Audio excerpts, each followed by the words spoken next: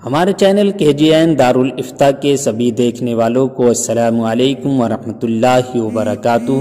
پیارے دوستو، آج کی ویڈیو میں بات کریں گے سورہ بقرہ کی آیت نمبر 103 اور 104 کے تعلق سے۔ ان کا ترجمہ اور ان کی تفسیر بیان کریں گے۔ آپ سے گزارش ہے کہ آپ ہمارے چینل پر اگر نئے آئے ہیں تو چینل کو سبسکرائب کر لیں، ویڈیو کو لائک کر دیں اور اپنے دوستوں تک شیئر کر دیں۔ آئیے شروع کرتے ہیں۔ بسم اللہ الرحمن الرحیم۔ سورہ بقرہ کی آیت نمبر 103 میں اللہ تبارک و تعالی ارشاد فرماتا ہے، وَلَوْ أَنَّهُمْ آمَنُوا وَاتَّقَوْا لَمَثُوبَةٌ مِّنْ عِندِ اللَّهِ خَيْرٌ لَوْ كَانُوا يَعْلَمُونَ۔ ترجمہ، اور اگر وہ ایمان لاتے اور پرہیزگاری کرتے تو اللہ کے یہاں کا ثواب بہت اچھا ہے، کسی طرح انہیں علم ہوتا۔ صاحب تفسیر اس آیت کے تحت لکھتے ہیں، وَلَوْ أَنَّهُمْ آمَنُوا، اگر وہ ایمان لاتے۔ فرمایا گیا کہ اگر یہودی حضور سید کائنات صلی اللہ علیہ وسلم اور قرآن پاک پر ایمان لاتے تو اللہ تعالیٰ کے یہاں کا ثواب ان کے لیے بہت اچھا ہوتا، کیونکہ آخرت کی تھوڑی سی نعمت دنیا کی بڑی سے بڑی نعمت سے بھی اعلیٰ ہے۔ اللہ تعالیٰ سورہ بقرہ کی آیت نمبر 104 میں ارشاد فرماتا ہے، یا ایھا الذین آمنوا لا تقولوا راعنا وقولوا انظرنا واسمعوا وللکافرین عذاب علیم۔ ترجمہ، اور اے ایمان والو، راعنا نہ کہو اور یوں عرض کرو کہ حضور ہم پر نظر رکھیں، اور پہلے ہی سے بغور سنو، اور کافروں کے لیے دردناک عذاب ہے۔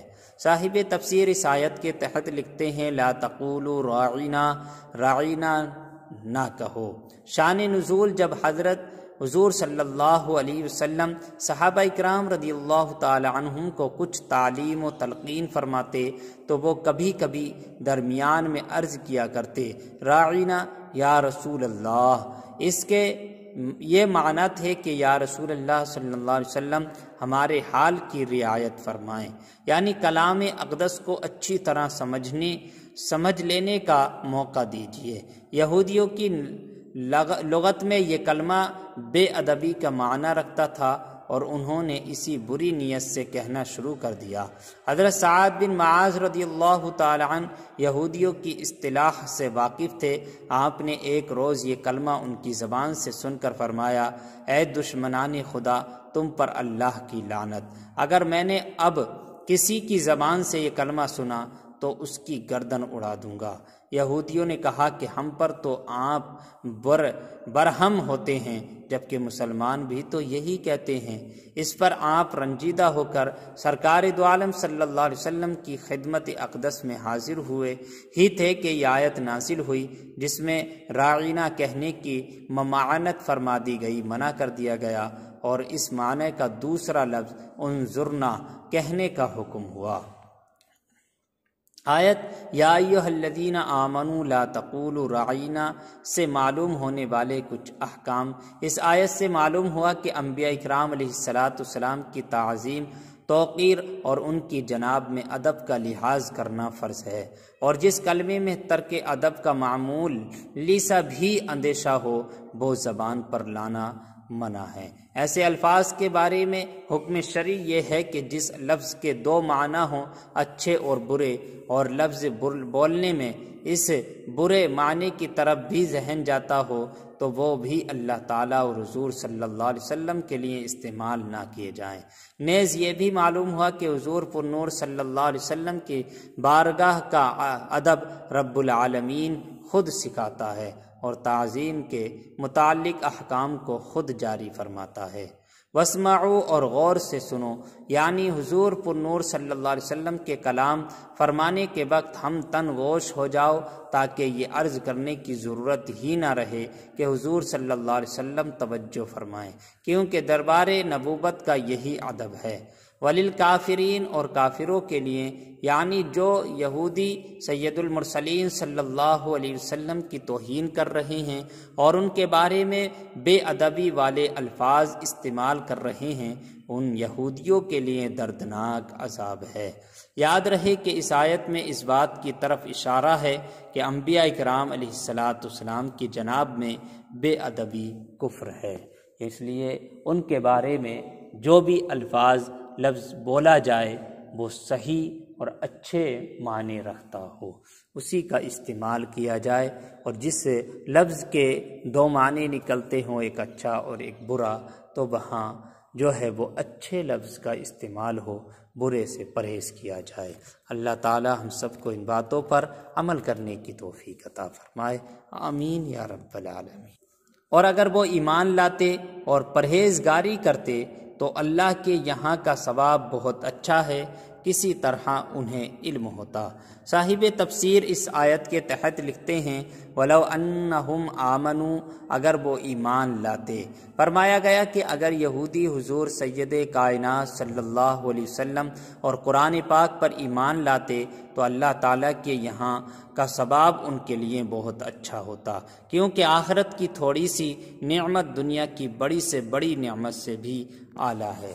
اللہ تعالیٰ سورہ بقرہ کی آیت نمبر 104 میں ارشاد فرماتا ہے یا ایھا الذین آمنوا لا تقولوا راعنا وقولوا انظرنا واسمعوا وللکافرین عذاب علیم۔ ترجمہ، اور اے ایمان والو، راعنا نہ کہو اور یوں عرض کرو کہ حضور ہم پر نظر رکھیں، اور پہلے ہی سے بغور سنو، اور کافروں کے لیے دردناک عذاب ہے۔ صاحب تفسیر اس آیت کے تحت لکھتے ہیں لا تقولوا راعنا، راعنا نہ کہو۔ شان نزول، جب حضرت حضور صلی اللہ علیہ وسلم صحابہ اکرام رضی اللہ تعالی عنہم کو کچھ تعلیم و تلقین فرماتے تو وہ کبھی کبھی درمیان میں عرض کیا کرتے راعنا یا رسول اللہ۔ اس کے یہ معنی تھے کہ یا رسول اللہ صلی اللہ علیہ وسلم ہمارے حال کی رعایت فرمائیں، یعنی کلام اقدس کو اچھی طرح سمجھ لینے کا موقع دیجیے۔ یہودیوں کی لغت میں یہ کلمہ بے ادبی کا معنی رکھتا تھا، اور انہوں نے اسی بری نیت سے کہنا شروع کر دیا۔ حضرت سعد بن معاذ رضی اللہ تعالی عنہ یہودیوں کی اصطلاح سے واقف تھے۔ آپ نے ایک روز یہ کلمہ ان کی زبان سے سن کر فرمایا اے دشمنان خدا، تم پر اللہ کی لعنت، اگر میں نے اب کسی کی زبان سے یہ کلمہ سنا تو اس کی گردن اڑا دوں گا۔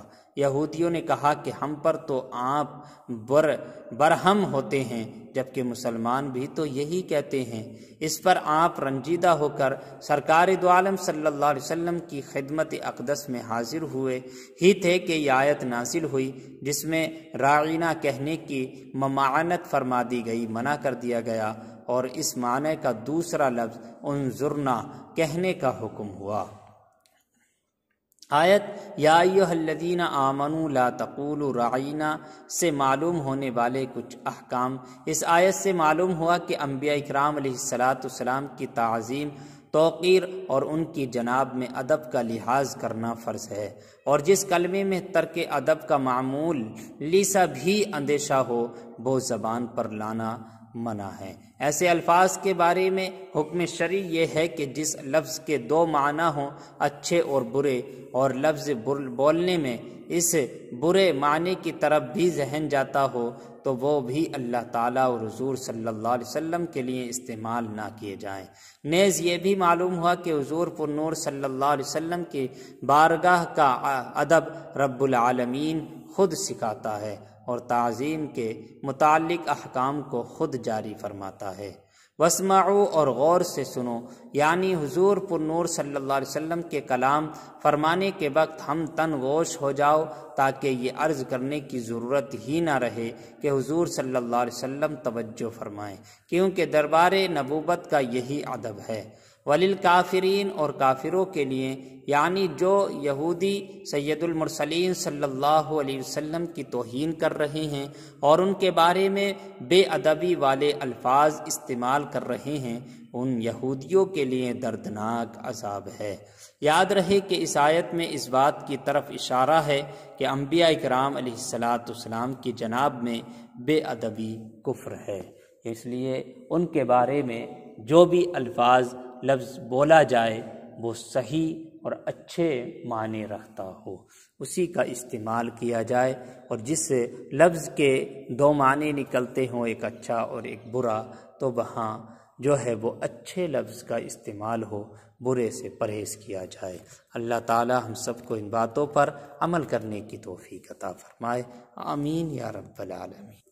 اور اگر وہ ایمان لاتے اور پرہیزگاری کرتے تو اللہ کے یہاں کا ثواب بہت اچھا ہے، کسی طرح انہیں علم ہوتا۔